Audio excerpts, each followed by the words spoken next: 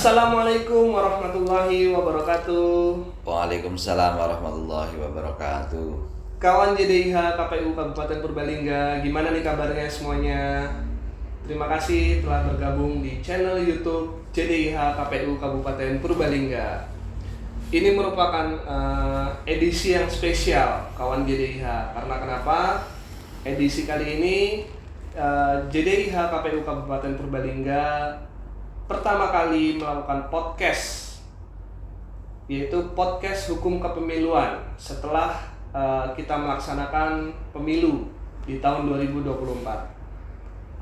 Dan di samping itu tempat yang kita gunakan ini juga merupakan tempat pertama kali untuk kegiatan podcast, yaitu studio podcast KPU Kabupaten Purbalingga. Nah, kawan JDIH KPU Kabupaten Purbalingga, gimana nih puasanya? Sudah ada yang kalah belum? Jangan ya, karena tetap harus semangat puasa di tahun ini. Semoga diberikan kawan JDIH puasanya, semoga diberikan kesehatan dan pahala yang berlipat. Bicara soal semangat, nah bintang tamu kita kali ini pastinya adalah orang yang selalu penuh dengan semangat. Siapa lagi kalau bukan Bapak Catur Sigit Prasetyo? Ya, luar biasa. Iya. Gimana nih Pak Catur? Kabarnya? Sehat Pak? Alhamdulillah sehat Mas Fian. Alhamdulillah. Puasanya lancar ya Pak ya? Lancar. Iya. Semangatnya tetap. Siap. Alhamdulillah. Terima kasih banyak Pak Catur sudah menyempatkan waktunya di tengah kesibukan Bapak untuk mengisi podcast JDIH KPU Kabupaten Purbalingga. Sebelum kita mulai ngobrol nih Pak Catur, izin saya membacakan biografi singkat Pak Catur. Pak Catur ini lahir di Banjarnegara, kawan JDIH, pada tanggal 20 Juli 1978 ya Pak ya? Betul. Nah, untuk pengalaman kepemiluannya itu jelas kita sudah tidak meragukan lagi Bapak Catur Sigit Prasetyo. Karena kenapa? Bapak Catur Sigit Prasetyo ini sudah memulai kepemiluan dari tahun 2010 sampai tahun 2023 kemarin terakhir itu sebagai komisioner KPU Kabupaten Purbalingga, sebagai Ketua Divisi Perencanaan Data dan Informasi. Dan tahun ini, di periode ini, Bapak Catur menjabat sebagai Ketua Divisi Teknis Penyelenggara ya Pak ya, luar biasa. Nah, untuk podcast hukum kepemiluan kali ini cocok ini Pak, karena kita mengangkat judul dengan ketentuan penetapan pasangan calon terpilih dan penetapan perolehan kursi dan penetapan calon terpilih dalam pemilu. Nah, ini cocok sekali nih dengan bintang tamu yang kita hadirkan pada edisi kali ini. Baik, Pak Catur, untuk ketentuan penetapan pasangan calon terpilih dan penetapan perolehan kursi dan penetapan calon terpilih dalam pemilu kan sudah ada ketentuannya ya Pak ya? Betul. Ya, itu di Peraturan Komisi Pemilihan Umum nomor 6 tahun 2024 ya Pak ya? Oke, saya izin bertanya nih Pak, untuk tahapan penetapan pasangan calon terpilih itu tahapannya apa aja ya Pak ya? Oke. Saya sapa dulu pemirsa dulu ya. Ya, terima kasih Mas Fian. Mudah-mudahan sehat, puasanya lancar dan tetap semangat. Ya. Dan kepada kawan-kawan JDIH ya. Ya. Untuk kali ini memang spesial. Saya merasa tempat baru, terus kemudian dan ini perdana ya untuk podcast di kali ini. Ya, betul Pak. Terkait dengan penetapan pasangan calon terpilih, itu memang satu hal yang ditunggu oleh masyarakat ya. Betul. Setelah dilakukan kemarin 14 Februari itu kita lakukan pemungutan dan penghitungan di TPS, terus kemudian berjenjang ke PPK, terus kemudian di KPU Kabupaten yang itu di aturan maksimal 20 hari, terus kemudian berjenjang lagi sampai ke KPU Provinsi, dan terakhir adalah muaranya di KPU RI. KPU RI sudah membacakan putusan dari rekapitulasi nasional itu pada tanggal kemarin, berarti tepat tanggal 20 ya kan. Tadi malam lah tepatnya. Tadi malam. Nah, diskusi ngobrolin tentang ini memang ditunggu-tunggu. Terus kemudian tadi disampaikan bahwa untuk tahapan penetapan pasangan calon terpilih itu kan terdiri dari apa saja ya? Iya. Ya, di PKPU 6 itu diatur pada pasal 3 bahwa itu meliputi ada penetapan pasangan calon ya, terus kemudian perolehan kursi dan calon terpilih. Itu 3 hal yang diatur di dalam PKPU pasal 3 itu. Dan itu yang akan menentukan. Nah, karena KPU RI sudah mengumumkan, tentunya ada tahapan berikutnya yang nanti kita tunggu. Ya, kita tunggu karena ini terkait dengan institusi lain, gitulah. Kita tunggu apakah nanti ada gugatan atau tidak, kita tunggu. Intinya kita ngikuti semua keputusan dari KPU RI. Itu Mas Pian. Siap. Jadi 3 tahapan. Pertama adalah pasangan calon terpilih, kemudian perolehan kursi dan calon terpilih. Itu. Oh, ya, baik. Oke. Itu untuk itu ya Pak ya, tahapan penetapan pasangan calon terpilih apa aja ya tadi ya Pak ya. Nah lalu Pak, untuk tahapan penetapan perolehan kursi dan calon terpilih itu sendiri apa aja Pak? Jadi untuk pertama adalah penetapan perolehan kursi partai politik gitu kan. Ya. Itu tentunya karena partai politik peserta pemilu adalah DPR ya, terus kemudian DPRD provinsi dan DPRD kabupaten. Itu untuk perolehan kursi partai politik. Sedangkan untuk penetapan calon terpilih meliputi anggota DPR, DPD ya, terus kemudian DPRD provinsi dan DPRD kabupaten. Ini yang nanti akan menentukan siapa-siapa yang akan mewakili dari itu, dari DPR, terus kemudian DPD dan DPRD provinsi dan DPRD kabupaten. Itu yang akan ditetapkan itu. Iya, baik. Berarti perbedaannya dari partai politik dengan calon terpilih itu ada di DPD-nya ya Pak ya? Ya, DPD-nya karena itu calon perseorangan. Ya, calon perseorangan. Baik. Lalu ini Pak, izin bertanya lagi Pak, untuk ketentuan apa saja sih yang dalam melakukan penetapan pasangan calon terpilih itu ketentuannya apa saja Pak? Ya, jadi pertama setelah dibacakan semuanya ya oleh KPU RI, dan itu kemarin oleh KPU RI untuk pemilu 2024 itu, pertama adalah tidak terdapat permohonan perselisihan hasil pemilu ya. Paling lambat itu 3 hari. Jadi 3 hari setelah dibacakan, dan itu waktu berjalan itu memperoleh surat-surat pemberitahuan, terus kemudian dari Mahkamah Konstitusi mengenai daftar permohonan perselisihan hasil pemilu presiden dan wakil presiden, terus kemudian atau terdapat permohonan perselisihan hasil pemilu paling lambat 3 hari setelah putusan Mahkamah Konstitusi itu dibacakan. Jadi kita menunggu 3 hari, apakah 3 hari itu ada ada permohonan perselisihan atau tidak, dan itu nanti kita sifatnya dari kabupaten ya menunggu surat dari KPU RI gitu. Ya Pak ya. Itu Mas. Baik. Lalu ini Pak, KPU kan nantinya akan menetapkan pasangan calon terpilih ya Pak ya. Dan itu berdasarkan apa itu Pak untuk KPU menetapkan pasangan calon terpilih Pak? Kalau di PKPU 6 itu kan sudah diatur bahwa berdasarkan dokumen penetapan hasil penghitungan perolehan suara pemilu presiden dan wakil presiden tingkat nasional, yang itu berdasarkan formulir hasil nasional ya, PPWP, dan dokumen untuk pelaksanaan rapat pleno terbuka, yang itu bahan itu seperti itu Mas. Siap. Berarti ada rapat pleno terbuka juga ya Pak ya.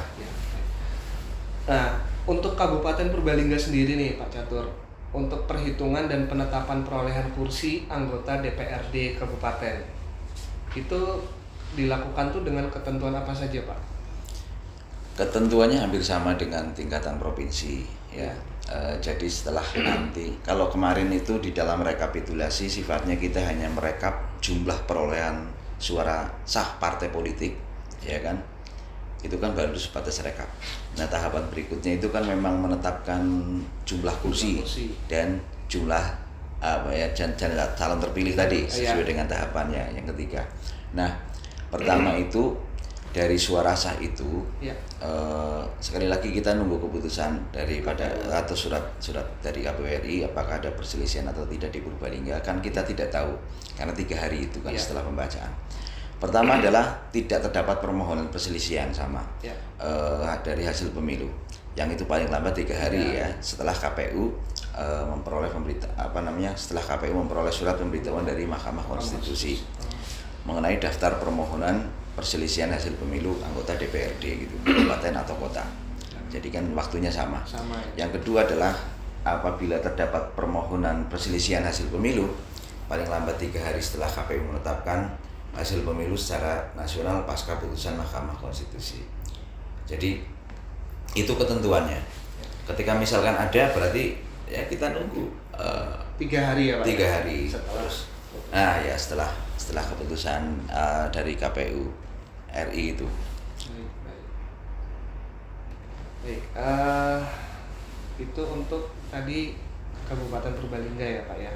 Nah lalu untuk dasar penetapan calon terpilihnya Pak, anggota DPRD Kabupaten itu apa aja Pak? Jadi pertama kan tadi kita sudah menentukan jumlah suara sah partai politik ya yang kita lakukan di rekapitulasi. Nah, penetapan calon anggota DPRD kabupaten atau kota ini didasarkan pada perolehan kursi partai politik. Itu tadi kan kita sudah tentukan di setiap dapil. Yang itu di suatu dapil ditetapkan berdasarkan suara terbanyak, Mas. Suara terbanyak yang diperoleh masing-masing calon anggota DPRD kabupaten di satu dapil yang tercantum dalam surat suara. Jadi harus tercantum di surat suara itu kemarin. Nah, penetapan calon terpilih ini anggota DPRD kabupaten kota di suatu dapil dilakukan berdasarkan peringkat suara sah ya, terbanyak pertama, terus kemudian kedua, ketiga dan seterusnya.